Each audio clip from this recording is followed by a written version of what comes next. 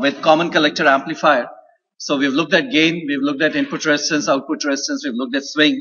One last element is frequency response. All right, so frequency response, lower cutoff frequency we can easily calculate using the methods that we have seen earlier, using the coupling capacitor CB and CE here. So we know how to calculate that. So I'll not go over it. What is more important is the upper cutoff frequency. And for that, we have the model here. The upper, so this is the small signal equivalent circuit here. We have replaced the transistor by its hybrid pi model with all the capacitors. And when you look at high frequency response, the base resistance often becomes important here. So I've included it on this side, RBB here. And so it's easy to see that this is the circuit that we get. RS is here. CB, of course, will act like a short. RB is over here. The transistor has RBB, RPi, CPi, CMU, GMVBE here. And in the emitter, we have RE in parallel with RL. So this is the circuit that we have. And before we proceed with further analysis, it's a good thing to simplify. There's no point in unnecessarily keeping two resistors, RE and RL. So combine them into one resistance here.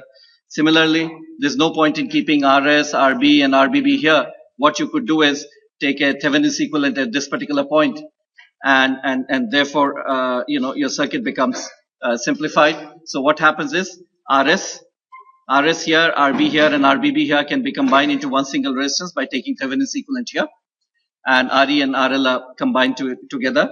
So we get a resistor RE dash, which is RE parallel RL, and we get a resistance RS dash, which is RS parallel RB, plus the base resistance here, RBB here. This, of course, will no longer be VS. It will be some VS dash here, Thevenin's equivalent here. All right, so this is the circuit that we have, and we have to determine the upper cutoff frequency. So we have several methods. One of them is write down the transfer function, and from there try to figure it out. So transfer function means note that the output voltage is here, input is here. So we replace each capacitor by its impedance 1 by S times the capacitance here, and solve KVL, KCL, and get an expression here, which is expression for V0 divided by Vs. So we get this expression, and in just like common emitter as well, what we find is that the denominator is a second order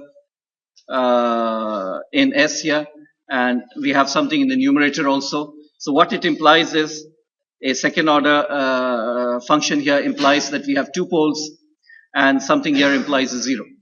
So we have two poles and a zero here. And in common emitter and at other places we've been saying that many times what happens is we have a dominant pole, and the dominant pole is basically the prefactor of this particular term S here. So we had seen earlier that you could write this as in terms of two poles P1 and P2. And if you assume P1 is dominant, then P1 value is simply this one here. Okay? And P1 and the product of P1 and P2 is given by this particular factor here. So you can determine P1 and you can determine P2, and you have a zero also, which is easily determined. So you have poles P1, P2, and zero all determined from this expression here. So if I assume a dominant pole, then what would happen is this particular term is the one which will determine my upper cutoff frequency, because the other pole I'm saying lies at a much higher frequency, and zero also lies at a much higher frequency. Suppose we make that assumption. We don't know if it is true. Okay? If we make that assumption, then my upper cutoff frequency from this transfer function is going to be this particular term here. 1 by 2 pi RS dash C mu plus C pi by GM. The issue is, do I have a dominant pole? Is that, I've made an assumption that there is a dominant pole, and on that basis I'm saying this is equal to my dominant pole, and therefore my cutoff frequency is this. The issue is it the dominant pole? It can happen that the two poles are very close to each other. Even the zero may be very close to the pole here, and therefore this approximation may no longer be true.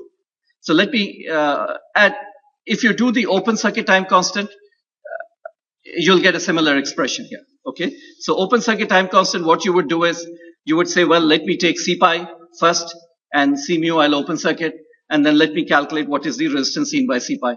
Then you'll say, well, let me take C mu and open up C pi, and what is the net resistance seen by C mu, and we get two time constants, sum them up, and you get the value here. Except that the analysis is a little bit complicated. The resistance seen by C pi, complicated in the sense it would require several steps, and the final expression looks complicated here. But otherwise, the procedure is straightforward. So R pi turns out to be this complicated expression here. The important thing that we see here is that if this term here, Re dash, is large, if the emitter resistance is large, this whole thing simplifies to around 1 by Gm. Okay, and similarly, the resistance seen by C mu is this large term here. Again, if Re dash is large here, then what happens is this whole resistance becomes Rs dash here. Okay, so one can use the full expression and calculate the value of R pi and calculate the value of R mu. For the sake of discussion, what we'll assume is that Re dash is large, and therefore this is equal to 1 by Gm, and this is equal to Rs dash. So then the time constants become, for C pi, the time constant will become C pi by Gm, C pi into 1 by C pi into R pi, so C pi by Gm. The time constant due to C mu will become Rs dash into C mu, and therefore I'll get a cutoff frequency which is here, which is the same thing as what I got from this one here, because this assumes a dominant pole, and you get it from here. Open circuit time constant is also assuming a dominant pole approximation and calculating and says FH is given by here. The issue, of course, is this correct? So let me show you all right, I'll come to Miller's theorem a little later on. So let me show you a simulation result. So one has taken a common collector amplifier, simulated it, and what we expect from our expression is 126 megahertz, and from simulation, what one finds is 3 gigahertz. So 126 megahertz is what my open circuit time constant approach or a dominant pole is predicting, upper cutoff frequency. And actual simulation, if I look at simulation, I look at the gain and how it falls with frequency, and your gain here is some value, and we go to 3 dB point, we find that the upper cutoff frequency is actually 3 gigahertz. So, which obviously implies that my approximation of dominant pole is not correct. And one can see why it is not correct here. Many times what will happen is, if you look at the transfer function, you see in the transfer function, as I said, a second order here, and so you see a pole here and a zero here. Now, if I look at the, suppose I do assume that I have amongst the two poles P1 and P2, P1 is at much lower frequency as compared to P2 for a moment. So then P1 is given by this term. P1 is given by this term. And normally what happens is, at least in the amplifier that is simulated in many cases, what happens is, if you look at these two terms, Rs dash C mu and C pi by Gm.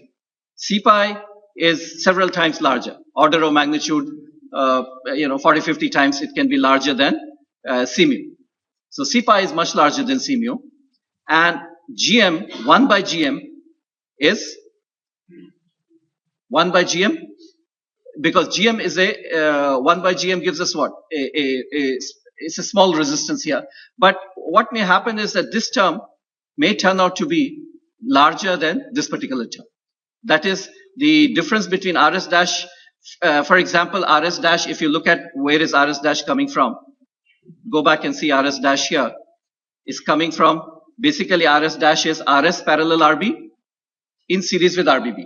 So if I'm driving my common collector amplifier through, let's say, a very low value of source resistance, then what will happen is Rs is negligible. So Rs parallel RB goes to almost zero. So my Rs dash becomes simply equal to RBB. And that's not a very large quantity. RBB is significant, but not very large here. So what we are doing is, we are comparing, if I go back here, we are comparing RBB on one side and 1 by Gm on one side. And what may happen is that C pi is much larger than C mu. So this term becomes dominant. If this term becomes dominant, then what we are saying is, my first pole lies at a value which is C pi by Gm. But if you look at 0, 0 also lies at C pi by Gm. Alright, 0 also lies at C pi by Gm. So I have a pole here.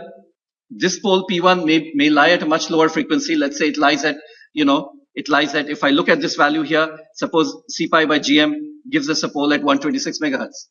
Fine. So I have a pole at 126 megahertz. I have a zero also very close to 126 megahertz. So what I'm getting is a pole and a zero cancellation. This pole is cancelling with this zero, and the first pole is cancelling the zero here, and therefore my cutoff frequency is not determined by the first pole but by the second pole. And the second pole is nothing but, the product of the two poles is this term here, and the second pole is simply Rs dash C mu. So if I use that my cutoff frequency is determined now not by the dominant pole, which is getting cancelled by the zero, but by the second pole, the non-dominant pole here. Then I get 1 by 2 pi Rs dash C mu, which gives me 4.5 gigahertz, which is close to what I get from simulation. Simulations were giving me around 3 gigahertz. And this is giving me 4.5 gigahertz, which is close here. So what is very interesting here, what is happening is that we have two poles. One pole is dominant. This pole is at 126 megahertz. The other pole is at 4.5 gigahertz. But the dominant pole is getting cancelled by a zero. Getting cancelled by zero, and therefore my cutoff frequency is determined by the non-dominant pole. And then what happens is the bandwidth of this particular amplifier is very large. 4.5 gigahertz that you see here is a very wide bandwidth amplifier here. All right. Okay. So the dominant pole approximation then is not correct, and one needs to look at. So many times then what would happen is FH then is approximately equal to 1 by Rs dash C mu. Simply equal to Rs dash. Let's see. Rs dash. Where is it? Okay. 1 by 2 pi Rs dash C mu. So that in many cases will work fine. This particular approximation. Okay, come back to Miller's theorem. What application of Miller's theorem gives us some bit of a problem here. If you look at Miller's theorem was telling us that any time you have a capacitance between input and output, you can break the capacitance into two parts, one connected entirely at the input, the other connected entirely at the output here. So if I look at C pi is connected on the input side here, and this is where we have the output. So C pi is connected between input and output. And if I apply Miller's theorem, then what should happen is I should get C pi 1 minus AV dash here. I should have a capacitance that you see here, which is C pi 1 minus AV dash. And I should get another capacitance, which is C pi 1 minus 1 by AV dash here. The trouble that comes is AV dash is less than unity. AV dash is less than unity, and AV dash is positive. There's no phase difference between input and output here. So if AV dash is positive and less than unity on this side, there's no problem. For example, AV dash could be 0.9, and so 1 minus 0.9, so I get 0.1 C pi. So that's not a problem. I put a capacitance here. But the other problem that comes is what happens here. C pi 1 minus 1 by AV dash here.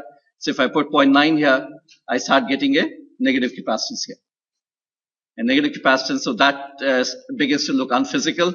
And we have said that there are other problems with Miller's effect, which is that AV dash itself is a function of frequency, and therefore these are not really pure capacitors. Because if AV is a function of frequency, then this term also becomes a function of frequency, and therefore it's not really a capacitor. It's some kind of a impedance, which includes capacitance but includes other things as well. Okay, so Miller's theorem gives rise to a few problems here. Okay. Many times what happens is when you connect a load, the load has not just RL but has a CL also in it. Okay, so far when we looked at upper cutoff frequency, we were saying it's determined by C pi and C mu and all of that transistor capacitances. But if you have a CL also, then what you need to do is these are my the terms.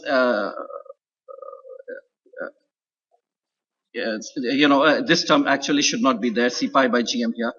We said this is cancelled here. So in addition to RBB C mu, what you may get is another term, which is the presence of CL.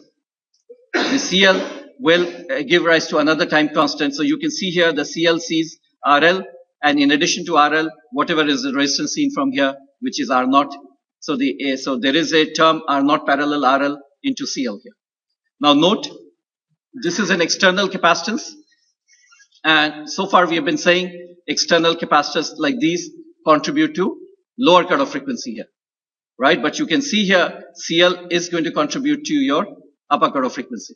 The effect of CL will be to cause my gain to fall, right? The effect of CL. So, as frequency increases, CL increasingly starts to short my RL, and therefore my output voltage falls here. So it contributes to upper cutoff frequency and not to lower cutoff frequency.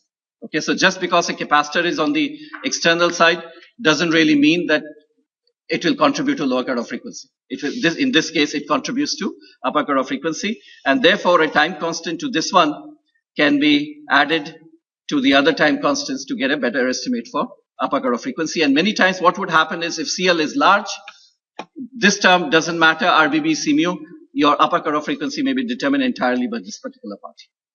Okay. This another interesting thing that happens here. So far we have been mostly talking about when we talk about upper cutoff frequency, about gain falling with frequency here. So in this case, what I'm showing is something in addition to that. What I'm showing you is the output resistance. So if I look from this side here, from the load side here into my amplifier, I see output resistance. And suppose I look at output resistance as a function of frequency. Now this is what my simulation shows me. Look at output resistance as a function of frequency. So this is the magnitude. Obviously when I look from here, from this side, CE is going to be a short. So when I look from here, what I'm going to see is an impedance, right? I'm not going to see a resistance. I'm going to see an impedance because there are capacitors in my transistor. Now what I'm plotting here is the magnitude of that impedance. I'm not plotting the phase, so the magnitude part here. So what happens is, you note that at lower frequencies, it's a constant. Impedance is a constant, magnitude is a constant, and then starts building up. Starts building up and then starts falling. So it has a complicated relationship with frequency here. At lower part, the capacitors don't play any role. And if I calculate the value here is around 9.5 ohms or so, and it matches with our usual estimate of output resistance under low frequency, RBB plus R pi divided by beta here. But then as frequency increases, note that the impedance magnitude increases here. And all of you know that impedance of an inductor increases with frequency and impedance of a capacitor falls with frequency here. So it's because of this behavior that impedance is increasing with frequency. We call this behavior as inductive. So it's showing an inductive kind of a behavior at higher frequencies here. All right. And that's something to worry about because you're using a common, if you go back here, it's a common collector amplifier. So what we are saying is that when you look from here, your transistor is appearing to be inductive. And if you have a capacitance connected somewhere here, then you have an inductance and you have a capacitance in parallel, and you start getting some kind of a resonance circuits, and you start getting those kinds of effects here. Okay. So this is something to worry about. Where is this coming from? And one needs to be aware of that when I look at my common collector amplifier from output side, I may start to see an inductive behavior. Now, where is it coming from? Well, let's look at it. So this is my circuit. I have C pi, R pi, and C mu. I've sort of ignored here. C mu is small. So when I look from this side, here, the impedance. So the way we do it is, let me first combine it together. R pi and C pi in parallel. So we call it a Z pi here. So which is R pi 1 plus S C pi R pi here. And this one I'm approximating it as. And the impedance looking from here is whatever is in the impedance in the base. Which is RBB plus Z pi. The whole thing divided by, earlier we used to say the whole thing divided by beta. But now it's not beta, it is 1 plus GM times Z pi. Okay, earlier, remember if you do this, you'll find that this is true. Now, you can see that at low frequencies, C pi doesn't matter. So Z pi is nothing but R pi. Z pi is R pi, and GM into R pi is beta. So it goes back to our earlier expression that impedance looking from here is equal to whatever is there divided by 1 plus beta. This is a more general expression that this is equal to whatever is the impedance here divided by 1 plus GM times Z pi. So That's the impedance that, when I look from the emitter side, this is what I see here. Now, this one, if the frequency is sufficiently high, this one becomes 1 by SC pi here, approximated that this term is much larger than 1. And if I take this term here and put it here, what I get is R naught is approximately equal to this term here.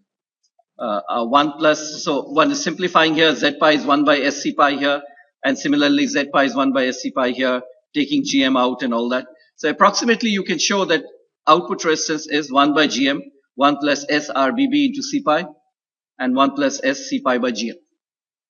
Now what you note here is that this term, depending on the value of RBB, this term can dominate over this particular one.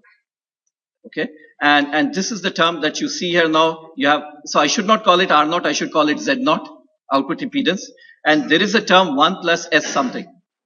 And that's the characteristics of inductor. Inductor is S times L. So this is the origin of the inductive term here. So looking at, my circuit and looking at the impedance here, we see that there is a possibility of getting a term 1 plus S here, which is inductive. And that depends on the value of RBB.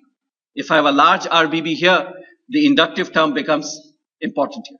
If I have a small RBB here, then this term becomes negligible and I should not see an inductive effect. I would see a output impedance which actually falls with frequency. But if this term becomes dominant, I'll see an output impedance which rises with frequency.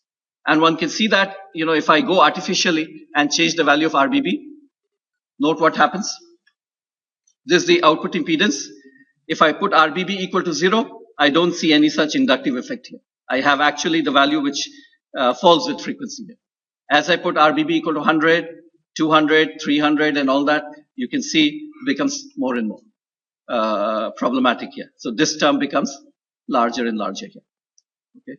So what I wanted to point out was that this is a specific feature of a common collector amplifier, that when you look from the output side, you may see a strong inductive effect, and that depends on the value of the resistance attached here to the base side here. The larger the resistance here, the more the inductive effect here.